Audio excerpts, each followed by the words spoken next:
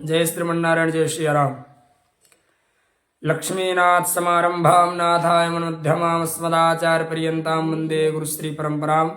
सभी को जय श्रीमन्नारायण जय श्री सीताराम। जैसा कि आप लोग जानते हैं,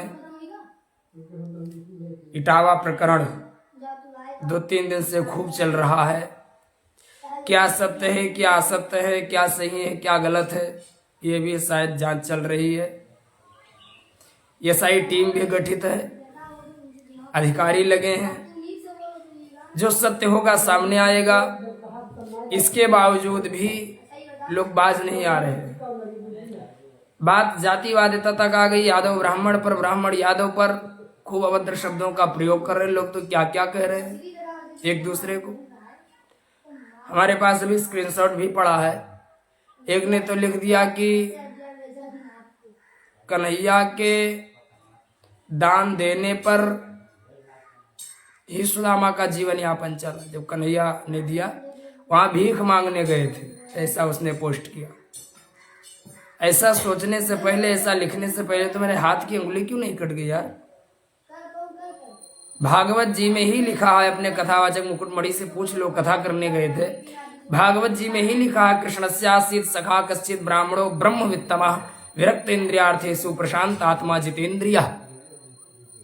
भगवान को शांत कहा गया, लेकिन श्री सुदामा जी को प्रशांत का, प्रशांत आत्मा जितेंद्रिय विरक्त इंद्रियार्थेषु। भगवान को शांताकारम, सिर्फ शांत कहा गया। दोनों कथावाचक थे, दोनों श्रीमद् भागवत महापुराण की कथा करने गए थे।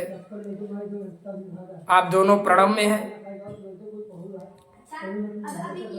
जो कथावाचक होता, व्यासाय विष्णु रूपाय व्यास रूपाय विष्णवे नमो वै ब्रह्मनिधे वासिष्ठाय नमो नमः। आप दोनों कथावाचकों से निवेदन करूंगा, आपका एक विजिटिंग कार्ड है, सोशल मीडिया पर खूब प्रसारित है, जिसमें लिखा आचार्य पंडित मुकुटमणि शास्त्री जी महाराज। आपसे निवेदन करूंगा, आप शास्त्री और आचार्य की डिग्री भी, जो आपके पास मार्कशीट है, अंकपत्र है, उसको भी सोशल मीडिया पर प्रसारित कर दीजिए। दोनों महापुरुष, दोनों महानुभाव, ये कन्फर्म हो जाए कि आप शास्त्री और आचार्य हैं। और कहाँ से आचार्य हैं, शायद आपको पता होगा कि शास्त्री आचार्य करने में कितना वर्ष लगता है और कितना परिश्रम करना पड़ता है। तो ये भी लोगों को पता हो जाए कि आप वास्तव में शास्त्री और आचार्य हैं। काशी हिंदू विश्वविद्यालय से हैं, संपूर्णानंद से हैं, कहाँ से हैं, ये भी समाज को पता लगे। दूसरी बात मैं ये कहना चाहूंगा, आप दोनों अपने शास्त्री और आचार्य की डिग्री प्रस्तुत करिए, लोगों को पता लगे। और आप कथा करने गए थे तो अपने धर्म में आपकी रुचि रही होगी। जिसको अपने सनातन धर्म में खूब रुचि होगी वही कथा करेगा, और वही अधिकारी भी है। महात्म्य में भी लिखा है, अनेक धर्म विभ्रांता स्त्रेणा पाखंडवादिना। जिसको अपने धर्म में विश्वास ना हो वह कथा का अधिकारी नहीं है। सुख शास्त्र कथोच्चारे त्यजास्ते यद पंडिता, यद पंडित है तो भी वो अधिकारी नहीं है। दूसरी बात, यदि आपको अपने धर्म में विश्वास था, कथावाचक थे, तो आप संध्या वंदन भी करते रहे होंगे। आप एक संध्या वंदन करके भी और पूरी प्रक्रिया बता करके वीडियो सोशल मीडिया पर डाल दीजिए, और आप कहिए कि हम पढ़े लिखे थे, हम आचार्य हैं, हम शास्त्री हैं, हम शिक्षित हैं, योग्य हैं, विद्वान हैं। और आप योग्य हैं, अपनी योग्यता के बल पर लोगों को ईश्वर से जोड़ रहे हैं, तो कोई विरोध नहीं करेगा। और आप यदि वास्तव में योग्य हैं, जिन लोगों ने आपके साथ ये कुकृत्य कुकर्म किया है, उनको सजा मिल रही है, सलाखों के पीछे हैं, पूरा ब्राह्मण समाज आपका साथ देगा। आप पढ़े लिखे हैं, आप शिक्षित हैं, आप योग्य हैं, आप विद्वान हैं, तो। और आप दोनों कथावाचकों से मैं कहना चाहता हूं, आप भागवत श्रीमद् भागवत महापुराण की कथा करने गए थे, ऐसा कई मीडिया वाले कह रहे हैं। मैं खूब सुनता हूं, जिन एक पत्रकार जी हैं, श्री ब्रिजभूषण मार्कंडेय जी लिखते हैं, वो ब्रिजभूषण दुबे जी हैं, उन्होंने कई बार पुष्टि की आप श्रीमद् भागवत महापुराण की कथा करने गए थे। कल वो श्री शुद्ध जी के विषय में बता रहे थे, और महर्षि वेदव्यास जी के विषय में बता रहे थे। महर्षि वेदव्यास जी भगवान के ही अवतार हैं, 17वें अवतार। व्यासोच्छिष्टम जगत सर्वम भागवत जी के अनुसार हैं, इसमें कोई संदेह नहीं है। और यद किंचित जितना भी ज्ञान संसार में है, व्यास जी का जूठन प्रसाद ही है, इसमें भी कोई संदेह नहीं है। दूसरी बात, आप दोनों भागवत महापुराण की कथा करने गए थे, और आप पढ़े लिखे रहे होंगे, इसमें कोई संदेह नहीं, क्योंकि बिना पढ़े तो कोई कथा करेगा नहीं महाराज। आप पढ़े लिखे रहे होंगे। पूरी भागवत की बात नहीं करता हूं, पूरी भागवत में 18,000 श्लोक में 335 अध्याय में 12 स्कंध में जो विषय आपका पुष्ट हो, जो स्कंध आपका पुष्ट हो, जो अध्याय आपका पुष्ट हो, उसमें 11 अध्याय आपकी जिस आचार में आपका पूर्ण समर्पण, आप अपने हिसाब से आचार्य खोज लीजिए। आप 11 अध्याय भागवत जी का पाठ, मूल पाठ भागवत जी का सुना दीजिए। 21,000 रुपये आपको इनाम दूंगा मैं, 21,000 रुपये।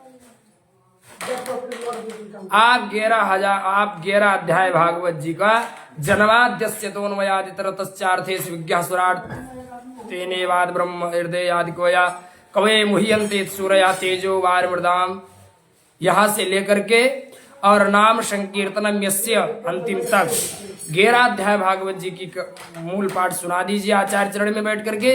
21,000 का इनाम दूंगा। आप भागवत जी की कथा करने गए थे और पूरा समाज आपका सपोर्ट करेगा। ब्राह्मण समाज की आप वास्तव में विद्वान थे, आप योग्य थे, आप शिक्षित थे और आप अपनी योग्यता के बल पर लोगों को ईश्वर से जोड़ रहे थे। पूरा ब्राह्मण समाज आपका साथ देगा और आप जब चाहें 3 दिन तक आप ये काम कर सकते हैं। जब चाहें आप अवधाम में आए और जिस आचार में आपका पूर्ण समर्पण हो वहां बैठ करके आप 11 अध्याय भागवत जी की सुना दीजिए, संध्या वंदन करके दिखा दीजिए। 21,000 रुपये इनाम दिया जाएगा।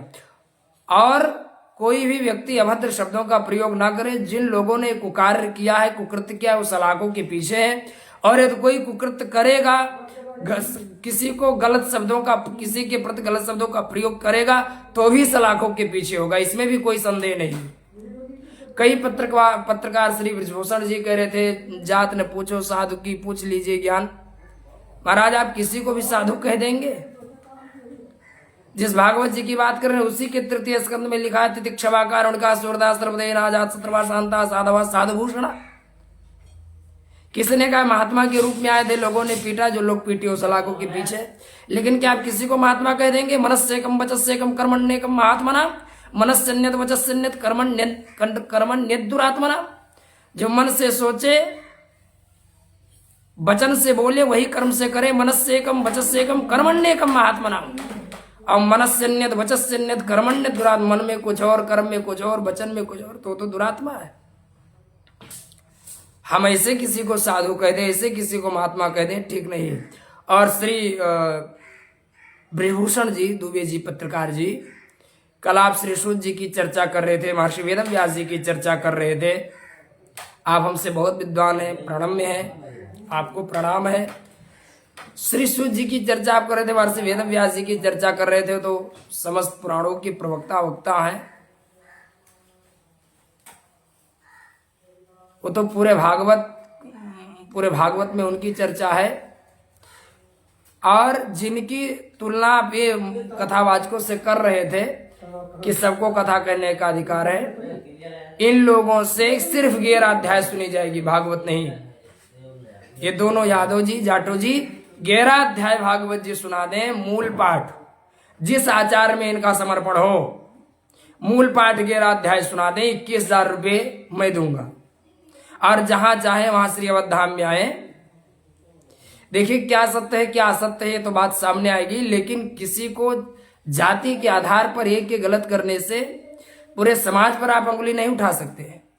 किसी एक ब्राह्मण ने गलत किया, वो सलाखों के पीछे है। कोई गलत करेगा वो भी जेल जाएगा, सलाखों के पीछे होगा। लेकिन कोई यादव यदि एक गलत कार्य करे तो आप पूरे यादव समाज को गलत नहीं कह सकते हैं।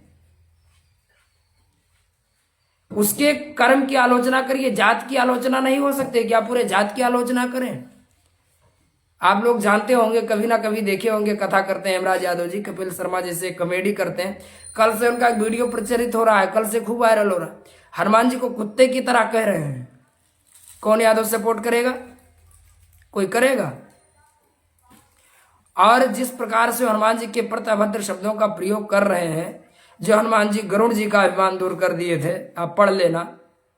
जो मनोजवम मारुतुल्य वेगम, मनो के वेग से, मनोयोग के वेग से चलने वाले हैं, ऐसे हनुमान जी की प्रति।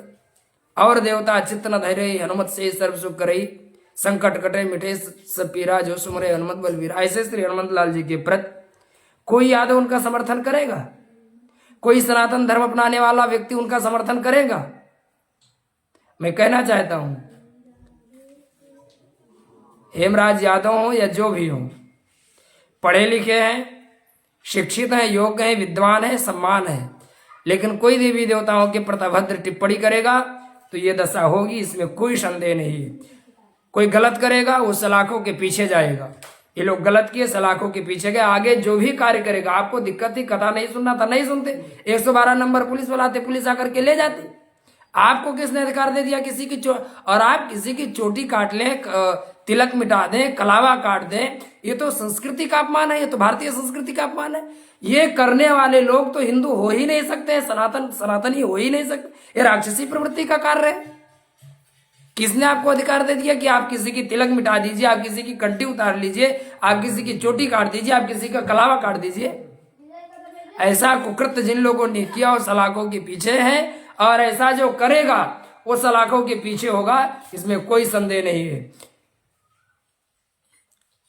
आपको ये बता दूं कि दोनों शास्त्री और कथावाचकों तक, आचार्य महानुभावों तक मेरी वीडियो पहुंचे, और दोनों लोगों तक मैं बताना चाहता हूं, आपका जहां समर्पण हो उस आचार्य चरण में बैठ करके आप भागवत जी का 11 अध्याय आप सुनाइए, 11 अध्याय मूल पाठ, 11 अध्याय सुनाइए। जन्माध्याय से लेकर के नाम संकीर्तन में से 11 अध्याय सुना दीजिए। 2000 रुपया अध्याय आपको दिया जाएगा, 21,000 रुपया आपको दी जाएगी। संध्या बंधन बता दीजिए, बस संध्या बंधन बता दीजिए। पंचम स्कंद का अध्याय सुनाइए तो 5 अध्याय सुना दीजिए, 5 अध्याय सुना दीजिए। और आप कथावाचक हैं, आप प्रणम है, आपको प्रणाम है, और सभी को प्रणाम है। जय श्रीमन नारायण, जय श्री सीताराम, जय श्री कृष्ण।